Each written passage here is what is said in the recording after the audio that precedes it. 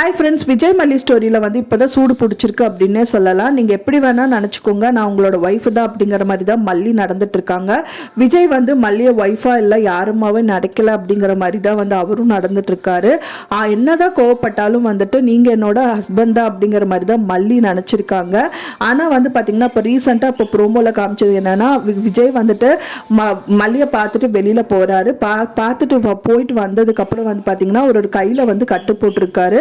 அதை பார்த்தோடனே மல்லி வந்து பதறி போயிட்டு என்னாச்சு உங்களுக்கு அப்படின்னு கேட்குறாங்க. உன்னோட மூஞ்சியை பார்த்துட்டு போனால் என்ன நடக்கும், இப்படிதான் நடக்கும் அப்படிங்கிற மாதிரி சொல்கிறாங்க. வெண்பா பாப்பாவும் கூப்பிடுறாங்க அப்படின்னே சொல்லலாம். வெண்பா பாப்பா வந்தோடனே தவறி விழுகிறாங்க, மல்லி போய் பிடிக்கிறாங்க. இந்த மாதிரியெல்லாம் நிறைய விஷயங்கள் வந்து நடக்குது. அது மட்டும் இல்லாமல் வந்து பார்த்தீங்கன்னா ஒரு ரூமில் வந்து அவர் ஷர்ட்டே வந்து கழட்ட முடியாமல் ரொம்ப வந்து கஷ்டப்பட்டுட்டு இருக்காரு. மல்லி வந்து கழட்டணும் அப்படிங்கிறதுக்காக பக்கத்தில் போகிறாங்க. அண்ட் தென் வந்து பார்த்தீங்க அப்படின்னா நீங்கள் எப்படி வேணால் நினச்சிக்கோங்க விஜய், நான் வந்துட்டு பார்த்தீங்கன்னா நீங்கள் வந்து நர்ஸாக என்ன நினச்சிக்கோங்க, நான் வந்து உங்களுக்கு நர்ஸாகவே நான் இருந்துட்டு போகிறேன்.